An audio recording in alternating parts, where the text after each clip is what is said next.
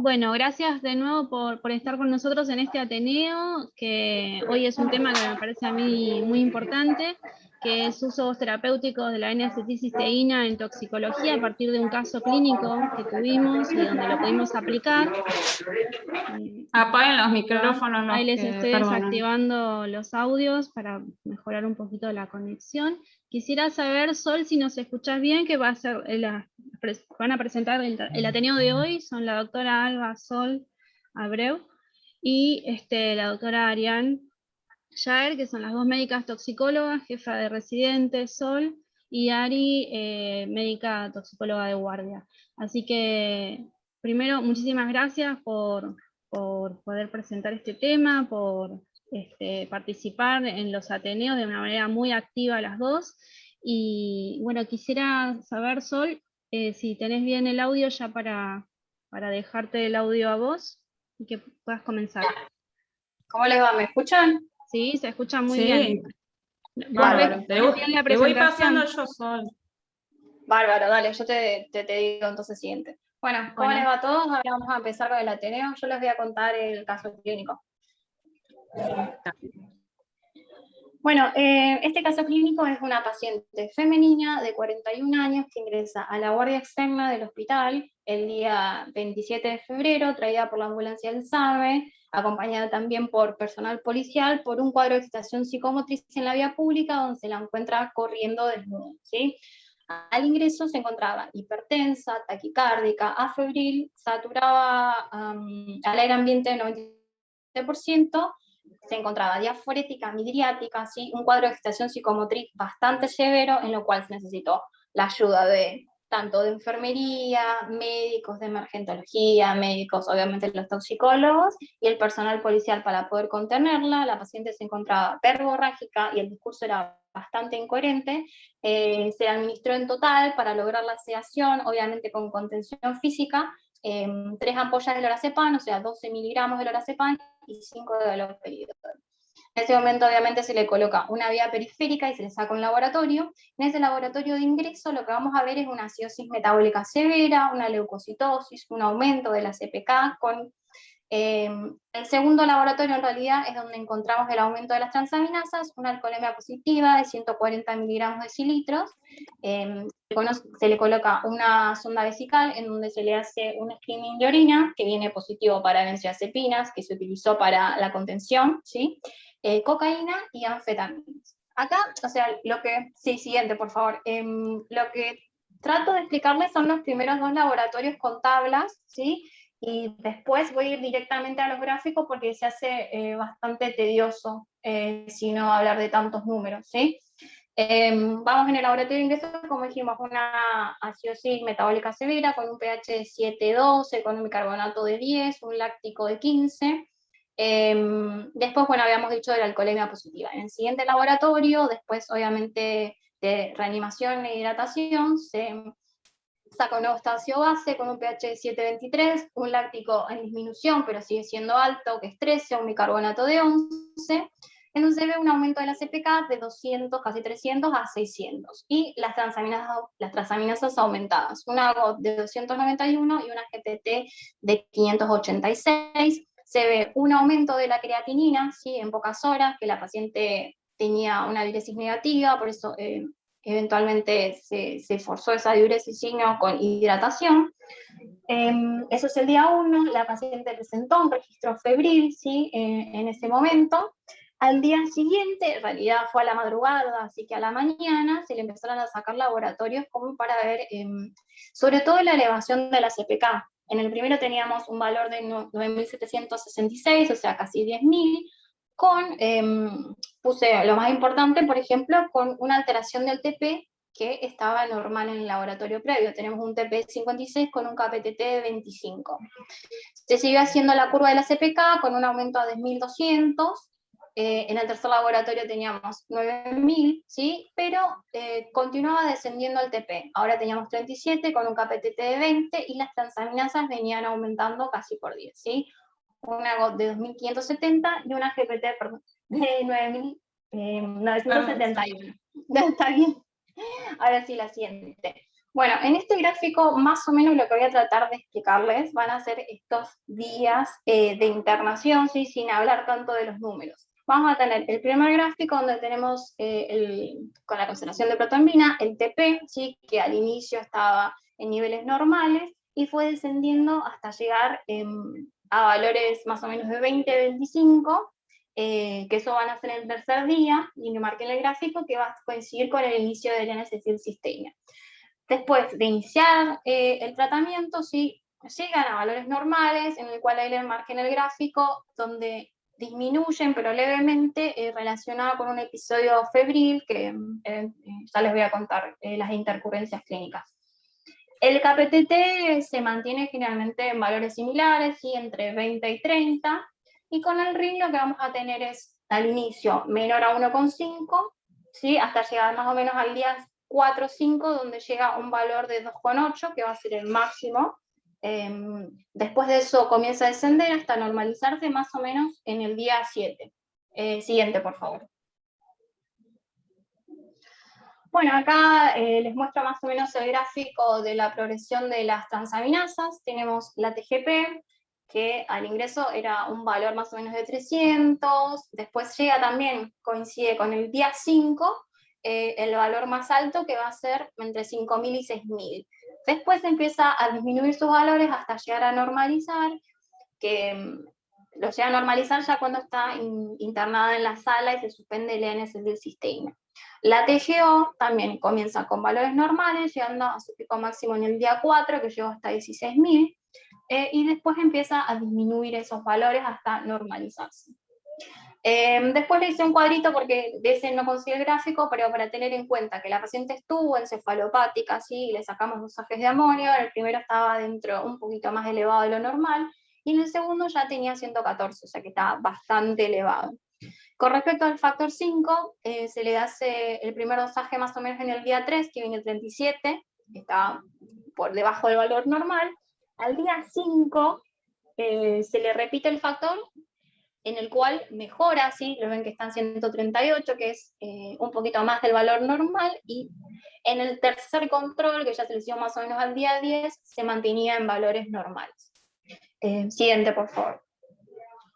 Bueno, más o menos acá le voy a contar la evolución, ¿sí? No hablando específicamente de los números y de los valores de laboratorio.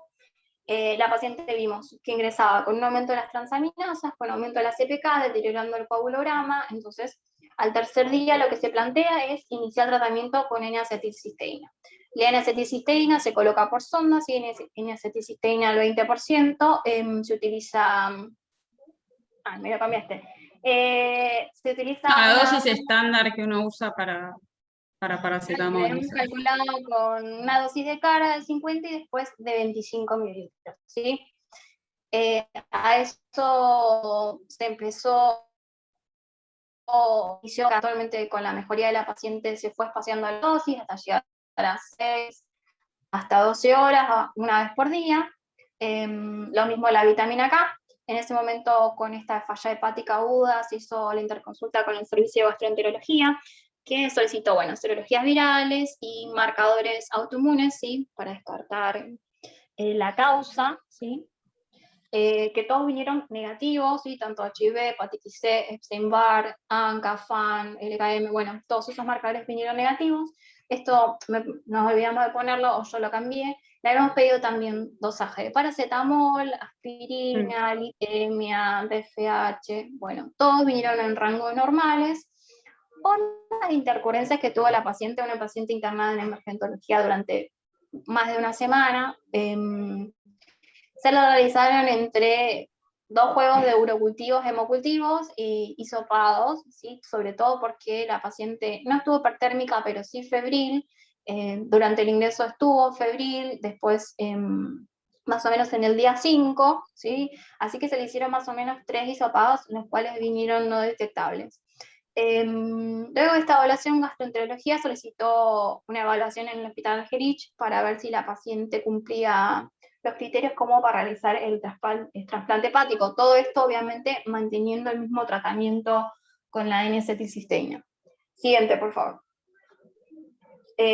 Como intercurrencias para contar durante su internación fue que la paciente cursó una neumonía aspirativa, ¿sí? Que realizó tratamiento con piperacilina tazobactam y con requerimiento de oxígeno a bajo flujo, ¿sí? Tuvo una canulita. Obviamente, al inicio con la contención farmacológica y la contención física, y luego su encefalopatía, ¿sí? La paciente requirió al comienzo de una infusión de benzodiazepinas dosis relativamente altas, hemos llegado más o menos hasta un poquito más de 20 miligramos día, y antipsicóticos endovenosos. Obviamente, después que la paciente pasó todas las intercurrencias infecciosas, eso se pudo ir descendiendo, sobre todo las benzodiazepinas, pasando la medicación a vía oral y aumentando los antipsicóticos, ¿sí? El último día de su internación en emergentología es evaluada por salud mental, ¿sí? Que evalúa que la paciente tiene un riesgo cierto inminente para sí. Entonces, lo que se pide es una internación involuntaria en la cual se tuvo que mandar los papeles, ¿no? Para hacerlo todo este tema legal, y obviamente pedir una consigna que era bastante necesaria porque iba a estar internada en la sala en el segundo piso, y obviamente hemos tratado de bajarle la medicación y sacarle las contenciones, ¿no? Siguiente, por favor. Cuando sube a la sala, ¿sí? Ya más o menos cuando había mejorado los valores y habíamos contado más o menos una dosis de 38, se suspendió la N-acetilcisteína, dosamos los factores K dependientes, ¿sí? Que estaban todos en rango normal, así que decidimos suspender la vitamina K endovenosa, que también se había espaciado en su administración. Obviamente su estado mejoró mucho más, nos pudo comunicar todo lo que pasó y se terminó ajustando el esquema farmacológico. Fue evaluada tanto por los psicólogos y psiquiatras y trabajadores sociales, el equipo de salud mental de guardia, el de planta y también de nuestros servicios, ¿sí? Se terminó diagnosticando un trastorno psicótico especificado compensado, ¿sí? Y eventualmente cuando mejoraron los factores de laboratorio, terminó el tratamiento de su neumonía aspirativa, le dimos el alta a esta paciente con un hepatograma normal, ¿sí? Bueno, gracias, Sol. Bueno, nada, mi nombre es Arián, me presento de vuelta. La verdad que este es un caso interesante y esto empezó siendo un proyecto de un ateneo bibliográfico y con esto tuvimos un caso lindo para hablar de N-acetilcisteína. Así que primero me voy a enfocar más o menos en lo que es la falla hepática, a propósito del caso, y después otras consideraciones de esta droga u otras utilizaciones en toxicología, ¿sí? Bueno, yo me formé en un lugar donde teníamos muchos de estos pacientes y mucho contacto con trasplante hepático y demás, así que adicionalmente interesante para mí. Nosotros nos manejábamos con definiciones un poco más complejas, fulminante, aguda, subaguda, pero en este artículo se diferencia bien con esta definición actual, ¿sí? De falla hepática aguda definida como una disfunción hepática grave de inicio súbito menor a 22 semanas o todas aquellas hepatopatías crónicas con diagnóstico menor a 26 semanas, que incluye enfermedades obviamente de tipo orgánicas, no de causa toxicológicas. Respecto a los criterios para establecer la falla hepática aguda, también se simplificaron muchísimo, y bueno, voy a nombrar los dos más importantes, que uno de ellos es la encefalopatía hepática de cualquier grado. Nosotros usamos una escala que es de 1 a 4, se los nombro rápidamente para recordar, pero recuerden que también hay estadios subclínicos de esto. En el grado 1 lo único que hay es o alteración sueño-vigilia, que si uno es muy minucioso lo puede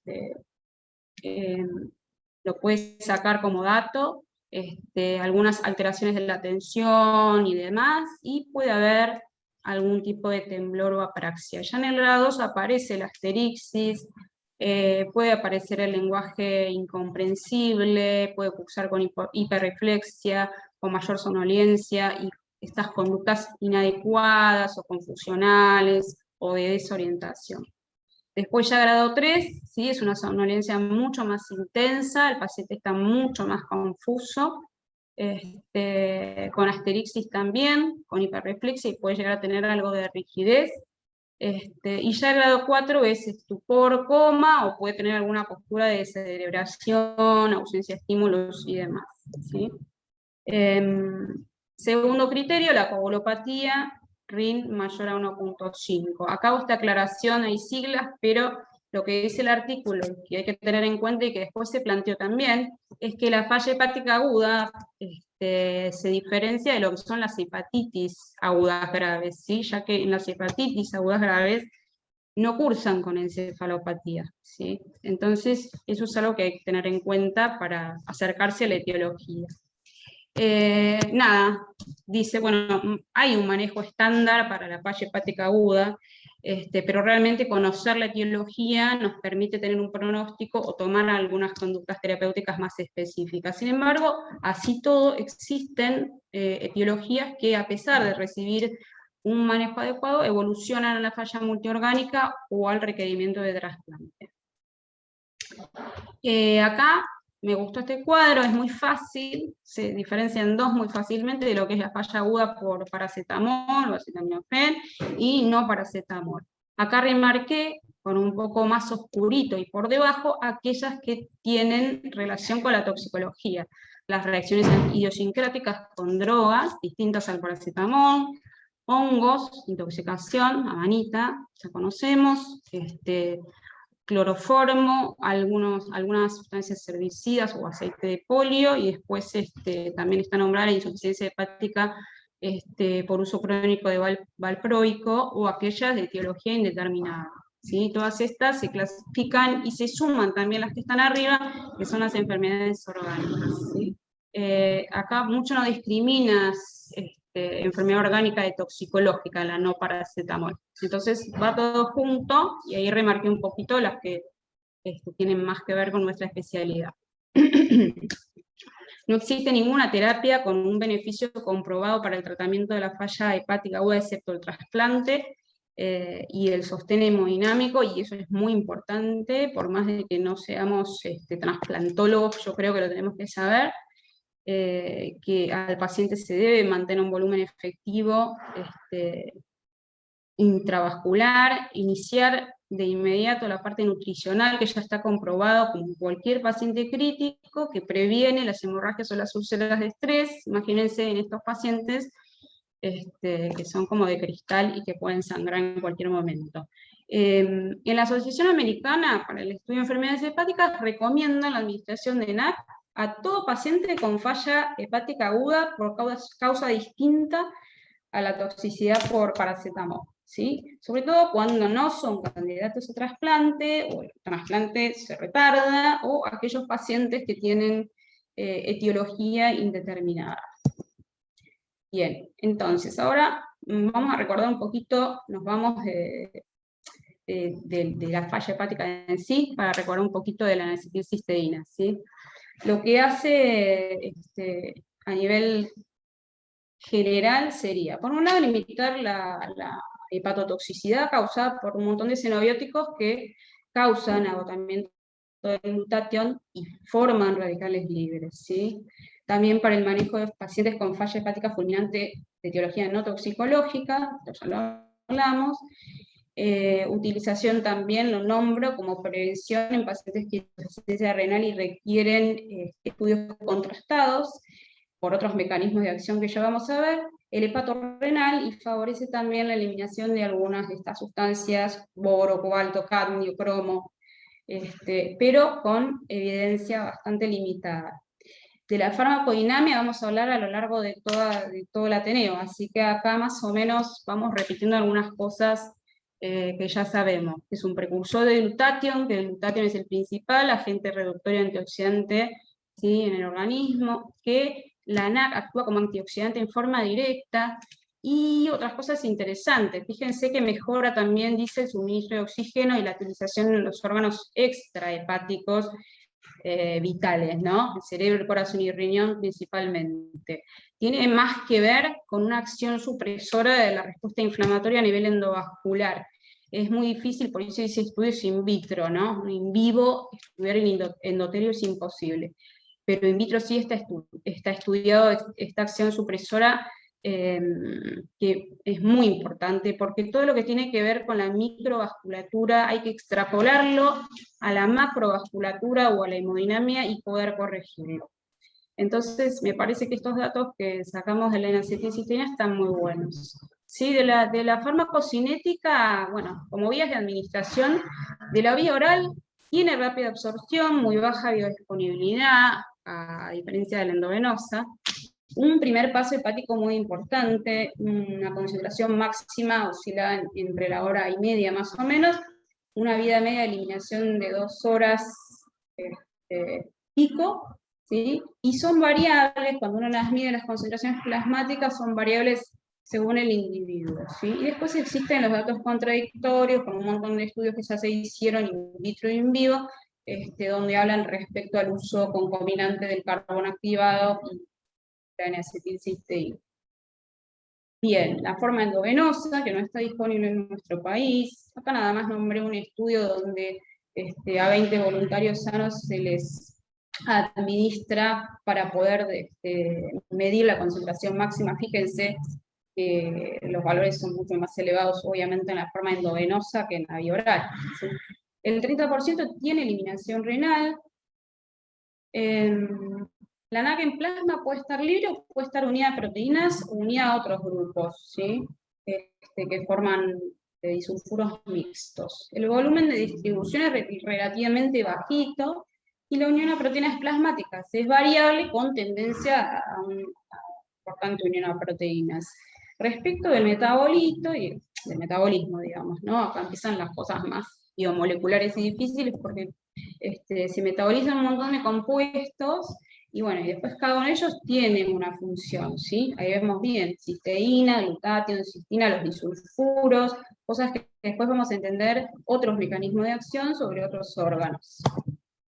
Efectos adversos. Son pocos, pero los nombro.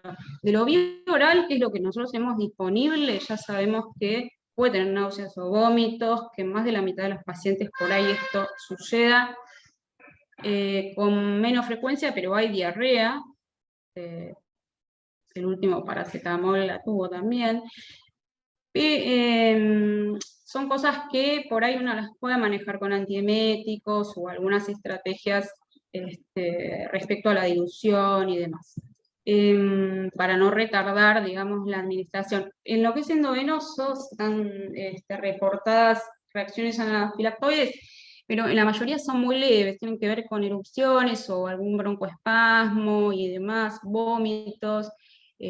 Fíjense que las graves es un 1% de los casos, y todas ellas se tratan sintomáticamente sin suspender la administración endovenosa. En todo caso se hace lo mismo que con oral, digo, esto de poder extender el tiempo en el que se le pasa o menos concentrado, ¿sí?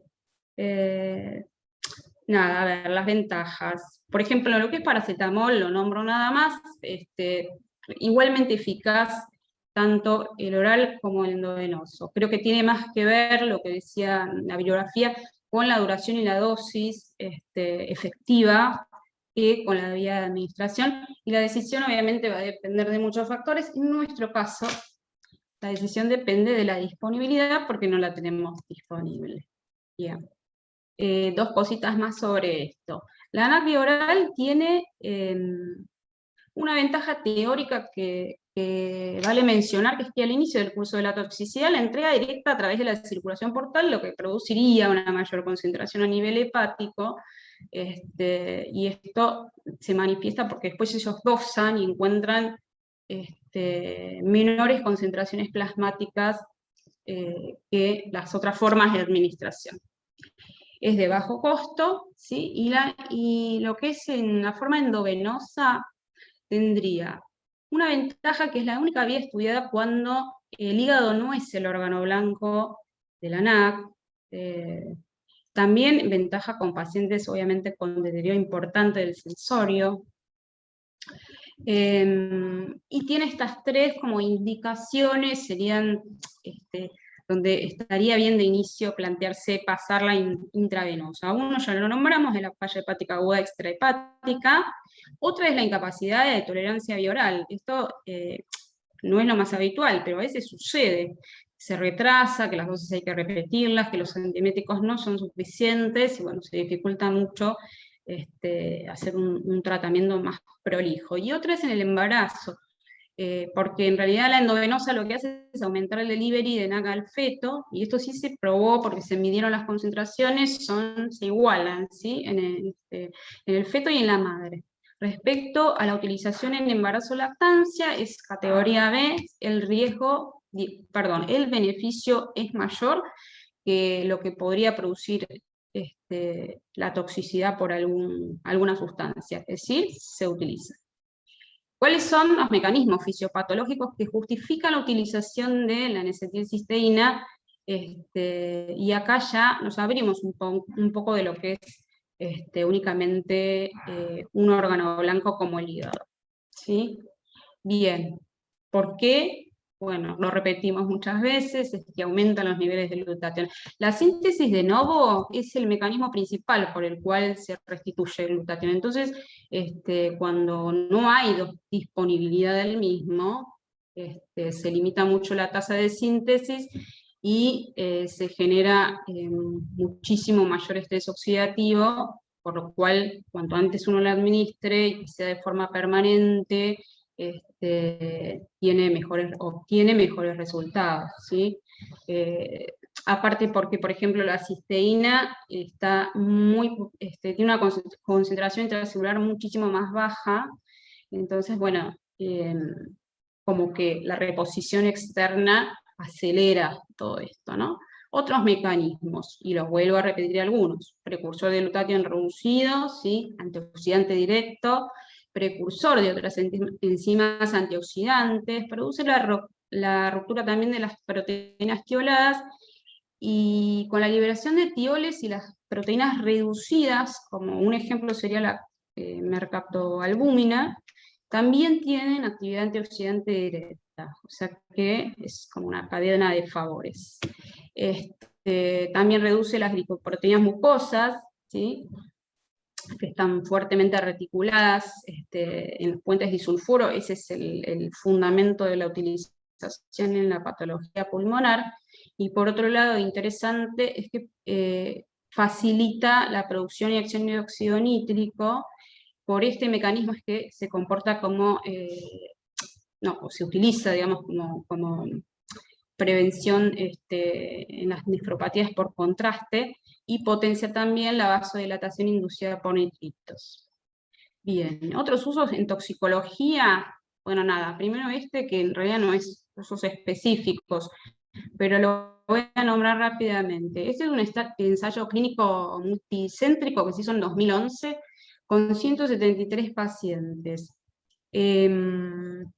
Acá no discrimina lo toxicológico del orgánico, discrimina paracetamol de no paracetamol, ¿sí? Estableció que la supervivencia general para la falla hepática aguda no relacionada con paracetamol se estimó en el 57%. Se acortó la estadía hospitalaria, pero lo que no cambió, que no fue una diferencia significativa, fue el impacto a nivel de distintos órganos, ¿sí? O sea, la falla multiorgánica no es que fue mejor o peor uno y otro. Lo que sí voy a mencionar, que no lo anoté acá, es que en este estudio se clasificaron, aparte, bueno, se hicieron dos grupos: los que tenían encefalopatía 1 y 2 y los 3-4, ¿sí? Y a los 3-4 obviamente les iba un poco peor. Después tenemos de amanita, mucho la verdad es que no hay. Tenemos esta serie de casos que es muy antigua, así que bueno, nombro rápidamente lo que hicieron estos señores en Italia. Tomaron en 2 años 11 pacientes, de una edad media de 40 años, ¿sí? Y de los 11, se presentaron dentro más o menos de un rango horario de entre 6 y 13 horas luego de la ingesta, con síntomas gastrointestinales, 8 de esos 11 llevaron el hongo para su identificación. En todos se comenzó una terapéutica estándar completa, con la hemodiafiltración venosa con carbón, los laxantes y la penicilina, y a esto se le agrega la NAC, ¿sí? Endovenosa, carga e infusión. Todos los pacientes, dice esta serie de casos, se recuperaron entre el 5º y 7º día, ¿sí? Un poco más tardó en recuperar la GPT. Después hay un paciente solo que falleció y requirió trasplante hepático y después falleció, pero este paciente tenía una patología hepática persistente. En esto se menciona que hay una comparación de los resultados con otros 12 pacientes intoxicados que recibieron el protocolo estándar sin NAC, ¿sí? Entonces la conclusión que sacan es que se demostró la eficacia de la NAC para poder contrarrestar algunos efectos deleterios de amanita que también tienen que ver con la formación de radicales libres, más allá de su otro mecanismo de acción. Mencioné ahí que una carta al editor que cuestiona que por ahí qué hubiera pasado o si por ahí hubiera tenido que estudiar pacientes que recibieran NAC sin el otro tratamiento completo. Porque si usted cómo sabe que fue la NAC y no fue el tratamiento estándar, bueno, nada, eso es todo lo que hay, no hay mucho más así sobre amanita. Después tampoco, bueno, el cloroformo, por ejemplo, son la mayoría case report, que anoté 1 o 2 más o menos, eran muy parecidos y bastante nuevos, son dos intentos autolíticos, uno por vía inhalatoria y otro por vía oral, donde después yo puse letal porque después se hicieron dosajes en sangre donde las dosis eran supraletales. Ambos ingresaron con síntomas neurológicos y evolucionaron a los 2-3 días con una falla aguda hepática, así que recibieron NAC endovenoso, ambos con buenos resultados. La toxicidad hepatocelular, en este caso por cloroformo, tiene su fundamento también en el daño oxidativo por radicales libres, así que es lo mismo, la NAC mejoraría la supervivencia, dicen ellos, luego del tratamiento con cualquiera de las dos formas de NAC. Bueno, acá aparecen cosas interesantes, por lo menos para mí, nuevas, de sustancias de abuso. Que dice, bueno, la NAC podría reducir aquellos cambios moleculares y de comportamiento dependientes de reacciones redox que causan las sustancias de abuso, particularmente en lo que es la sinapsis dopaminérgica. Lo que describe es que por acción de la MAO, bueno, se producen algunos radicales libres que aumentan y van aumentando el estrés oxidativo, entonces, bueno, también es un fundamento para poder utilizar la NAC en estos pacientes, ¿sí? Especies de reactivas de oxígeno, nitrógeno, que exceden la capacidad antioxidante de las células, como ustedes saben, termina llevando a la destrucción de los componentes celulares y la muerte celular. Esto es algo que venimos mencionando desde el inicio del Ateneo, ¿no? Entonces se estableció esta relación entre sustancias de abuso y estrés oxidativo, mediada por la neurotransmisión dopaminérgica, como una fuente importante de especies reactivas de oxígeno. Entonces, bueno, hay un montón de estudios, todos son la mayoría en animales, ¿sí? Que informaron elevación del estrés oxidativo posterior a la exposición a múltiples sustancias que tienen o que no se relacionan estructuralmente, entre ellas el alcohol, la cocaína, las metanfetaminas y heroína, fueron las 4 más estudiadas. Entonces, dice que la evidencia sugiere que la regulación sensible de redox de estos procesos biológicos tiene un papel clave en la respuesta a las sustancias de abuso. Acá tenemos uno con ratitas, no son cortitos, por eso los nombro. Se le administró autoadministración de cocaína en ratas con administración de NAC.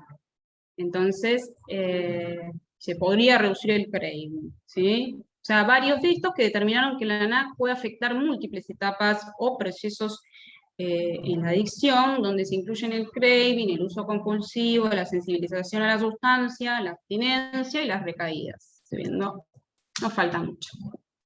Bien. Pero en humanos no hay mucho. Está, a ver, nombra este estudio piloto que es bastante viejo, donde se le dio a pacientes que consumían cocaína diariamente por vía oral NAC, donde ellos vieron que hubo una reducción significativa del consumo, tanto por autoinforme de los pacientes como por screening, ¿sí? Después, más adelante, se hizo un doble ciego controlado de consumidores de cocaína activos, donde también se les da por vía oral en forma diaria, que dice que no logró disminuir el consumo de cocaína, tampoco el craving.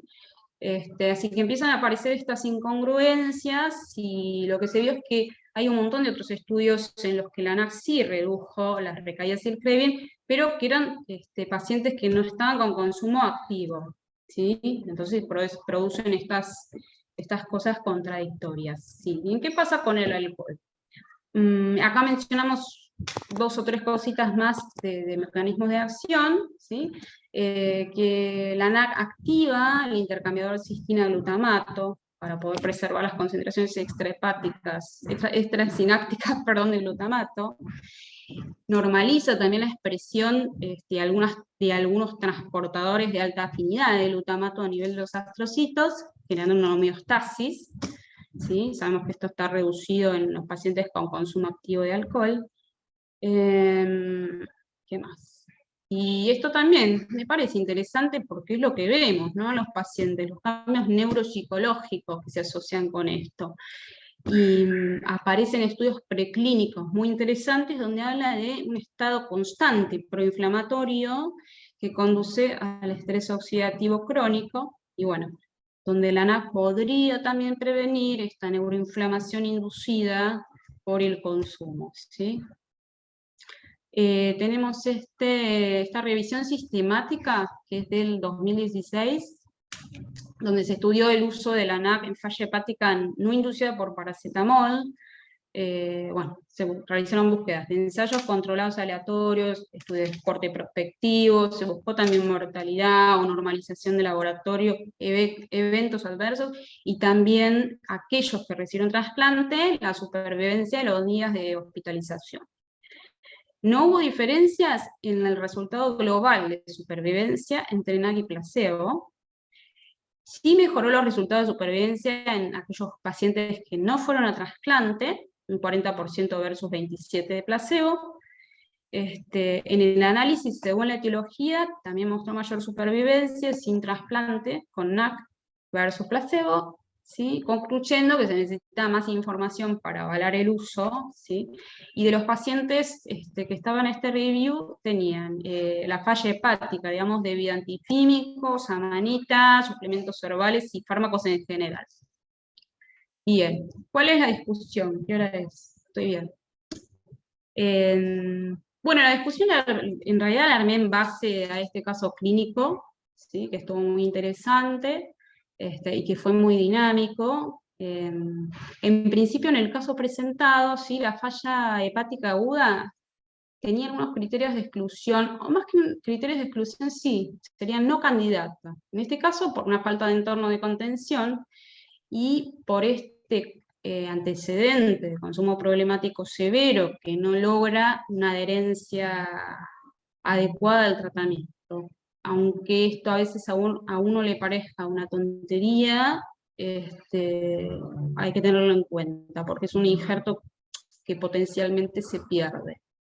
Después otro punto importante, o por lo menos que yo me planteé frente al diagnóstico de falla hepática aguda en esta paciente, y acostumbrada a ver pacientes con falla hepática que no se comportaron tan así. Esta paciente estaba muy sedada, por lo menos, digamos, requirió muchísima sedación, y ha llegado a la infusión. Entonces, en el momento en que se hace la interconsulta con trasplante, plantean algo lógico, y es que empecemos a descender las benzodiazepinas para poder dejar un poco en blanco el camino, a ver qué pasa con esta encefalopatía, ¿sí? Primero porque es un criterio muy importante, y segundo porque ellos decían lo que hablamos antes nosotros, que querían descartar la ausencia de la encefalopatía por las dudas no fuera una hepatitis aguda grave, ¿sí? Entonces, y bueno, en el momento en donde se logra finalmente poder descender a las dosis mínimas, es cuando empieza una mejoría significativa de todos estos parámetros hepáticos en forma vertiginosa, así como empeoraron, mejoraron en forma vertiginosa, gracias a Dios, después de pocos días del comienzo de la administración de la N-acetilcisteína. Entonces, bueno, ahí quedamos. De las conclusiones, lo que me gustaría remarcar es que si bien no hay diferencias significativas en los resultados globales de supervivencia con NAC y placebo, en lo que es la supervivencia sin trasplante, parece ser mayor cuando se administra la N-acetilcisteína, ¿sí? Después, que se necesiten más estudios para avalar su uso frente a etiologías toxicológicas específicas, amanita, las demás cosas. La verdad es que creemos que debido al bajo perfil de efectos adversos puede ser una herramienta terapéutica interesante, sobre todo cuando en aquellos casos en los que se puede retrasar o dificultar el acceso al trasplante o el mismo no es candidato. En cuanto a las sustancias de abuso, que hay su uso para el abordaje del consumo crónico, a mí nos representó por lo menos como tantas otras drogas que se vienen estudiando, un desafío, porque hay pocos estudios en humanos, ¿sí? Y avanza mucho todo lo que es, hay muchos más descubrimientos de procesos biomoleculares involucrados a la neurotransmisión, que tiene que motivar a seguir investigando para obtener más resultados y más contundentes sobre los beneficios de la NAC, ¿sí? Ya sea en las patologías psiquiátricas, como en los trastornos por consumo de sustancias psicoactivas, ¿sí? Que están bastante pegaditas de la mano, ¿sí? Estas son las conclusiones. Fue un caso lindo, espero que no los haya mareado con las indicaciones y demás. Ya estamos, Ana. Bárbaro, Ari. Sol, muchísimas gracias por la presentación, muy clara. Me encantó el caso, cómo lo encararon, la revisión que hicieron con los artículos que estuvimos viendo un poco mientras atendíamos este caso, y la búsqueda que hicieron posteriormente. Me gustaría ahora abrir un poco el diálogo con el resto de los participantes, si tienen experiencia con la N-acetilcisteína en otros cuadros que no sean paracetamol. Y mientras tanto también mientras van surgiendo alguna consulta, voy agradeciendo a Nelson, que no pudo estar presente, pero que también colaboró, al servicio de endocrinología, gastroenterología, que fueron interconsultores y evaluadores del caso, y obviamente a Fundartox, que nos presta el host para hacer los ateneos. Gracias a todos por el tiempo. No sé si está Graciela, alguno de los chicos que quiera hacer algún comentario. La veo a Ale. Sí. Les quería preguntar, cuando decidieron darle la N-acetilcisteína, ¿por qué criterios se guiaron más? ¿Por el valor de las transaminasas? Porque vemos siempre pacientes con valores de ingreso como por ahí tenía acidosis metabólica y eso, bueno, por ahí marcaba más la gravedad, pero ¿qué fue lo que las llevó a decir, bueno, empezamos con el NAC?